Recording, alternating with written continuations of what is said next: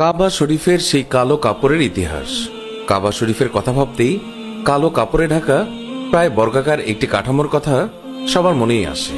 কালোই কাপড় ছাড়া কাবা ঘরের কথা যেন ভাবাই যায় না। কাবার এই আচরণ কিন্তু সবসময় কালো ছিল না।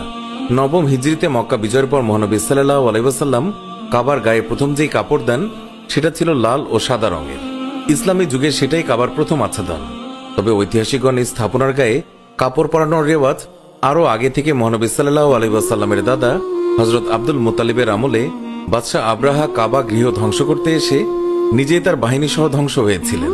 খুদে আবাবিল পাখির ঝাঁক আকাশ থেকে ছোট ছোট পাথর ছুঁড়ে বলদর্পী বাদশার হস্তি আরোহী বাহিনী সহ কিভাবে ধ্বংস করেছিল সেই কাহিনী পবিত্র কোরআনের সূরা ফিলে বর্ণিত হয়েছে। কোরআনের এই আখ্যান থেকে বোঝা যাচ্ছে ইসলামের আবির্ভাবের আগেও কাবা ছিল আরাধ্য, প্রার্থনা ও তীর্থের জায়গা। প্রাচীন আরব বা হিজাজের গর্ব ছিল কাবা। অভিশপ্ত বাদশার ক্ষোভ এবং ঈর্ষার এটাও হয়তো একটা কারণ ছিল।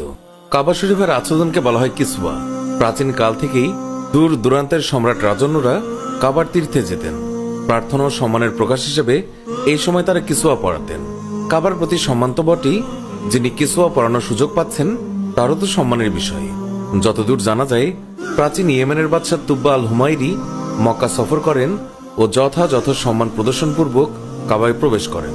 ঐতিহাসিকদের মতে বাদশাহ তুব্বা আল হুমায়রি কাবায় প্রার্থনার পাশাপাশি খাস নামে এক ধরনের পুরু কাপড়ের আচ্ছাদন পরিয়ে দেন। এরপর তিনি পরান মাফির কাপড়, যা সেকালের ইয়েমেনের মাফির শহরে তৈরি হতো। তারপর দেয়া হয় বারিতা নামের এক পাতলা মোলায়েম কাপড়। এর ওপরে দেয়া হয় লাল ডোরাকাটা ওয়াসেল কাপড়। পরবর্তী বছরগুলোতে আল হুমায়রির উত্তরসূরিরা চামড়া এবং কুবাতি কাপড়ের আচ্ছাদন পরাতেন। প্রাক ইসলামী যুগে অন্যান্য নৃপতিরাও কাবার গায়ে কিসওয়া পরাতে যেতেন। তারা এটাকে প্রার্থনা এবং নিজের জন্য বিরাট সম্মানের বিষয় হিসেবে বিবেচনা করতেন। কোন কোন ঐতিহাসিকদের মতে গোড়ার দিকে কাবার গায়ে পরানো কিসওয়া হতো বহু স্তর বিশিষ্ট। পুরনো অথবা বিবর্ণ হলে পরের স্তর সরিয়ে দেয়া হতো, না হয় নতুন কাপড় পরানো হতো। কারো কারো মতে মক্কা বিজয়ের পর মহানবী সাল্লাল্লাহু আলাইহি ওয়াসাল্লাম কাবার গায়ে আগে থেকে পৌত্তলিকতাবাদী শাসকদের পরানো কিসওয়া রেখে দিয়েছিলেন।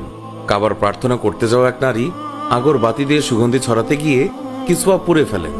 নবীজি সাল্লাল্লাহু আলাইহি ওয়াসাল্লাম সেটা পাল্টে লাল সাদা ডোরাকাটা ইয়েমেনি কাপড় পরিয়ে দেন। এটা ছিল বিদায় হজের মৌসুমে জিলহজ মাসের 9 তারিখের ঘটনা। নবীজি সাল্লাল্লাহু আলাইহি ওয়াসাল্লামের ওফাতের পর হযরত আবু বকর সিদ্দিক রাদিয়াল্লাহু তাআলা আনহু, হযরত উমর ইবনুল খাত্তাব রাদিয়াল্লাহু তাআলা আনহু ও হযরত উসমান বিন আফনান সাদা রঙের কিসওয়া পরাতেন। খলিফা ইবনুল জুবাইর পরিয়েছিলেন লাল রঙের বুটিদার রেশমি কাপড়। আব্বাসীয় খলিফা আল নাসির প্রথমে সবুজ রঙের জরিওয়ালা কিসওয়া পরান, পরে তিনি সেটা পাল্টে পরান কালো রঙের বুটিদার রেশমি কিসওয়া। এখনো সেই প্রথায় বহাল আছে। সেন্টার অব মক্কা হিস্ট্রির পরিচালক ডক্টর ফওয়াজ আল হাদাস জানান, কাবা কখনো সাদা, কখনো লাল, আবার কখনো কালো রঙে আচ্ছাদিত ছিল। রং নির্বাচনের বিষয়টি বিভিন্ন সময়ের আর্থিক অবস্থা ও সামর্থ্যের উপরে নির্ভর করত। মিশর থেকে কুবাতি কাপড় আনা হতো, যা ছিল সেই সময় সর্বোৎকৃষ্ট কাপড়। ইয়েমেনের কাপড়গুলো ছিল সবচেয়ে বিখ্যাত। তিনি আরো বলেন, খোলাফায়ে রাশিদিনের আমলে এবং পরবর্তীতে উমাইয়া ও আব্বাসীয় খলিফাদের আমলে কিসওয়া পাল্টানো হতো সেরা কাপড়ের প্রাপ্তির উপর নির্ভর করে। সমকালের সবচেয়ে উৎকৃষ্ট কাপড় পাওয়া গেলেই কিসওয়া পাল্টানো হতো। প্রথমে সাদা রঙের কিসওয়া পরানো হতো, কারণ সাদা হচ্ছে সবচেয়ে উজ্জ্বল রং।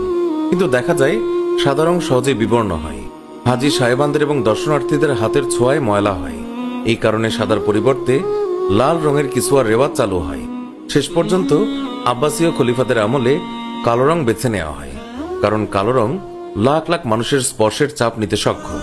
তো বন্ধুরা, এই ছিল আজকের ভিডিও। ভিডিওটি ভালো লাগলে লাইক দিন, শেয়ার করুন, আর নতুন ভিউয়ার্সরা চ্যানেলটিকে সাবস্ক্রাইব করে পাশে থাকা বেল আইকনটিও প্রেস করুন। এতে করে আমাদের সব নতুন ভিডিও আপনার কাছে পৌঁছাবে। এখনকার মতো বিদায় নিচ্ছি, দেখা হবে নতুন কোনো ভিডিওতে। ভালো থাকবেন। ধন্যবাদ সবাইকে।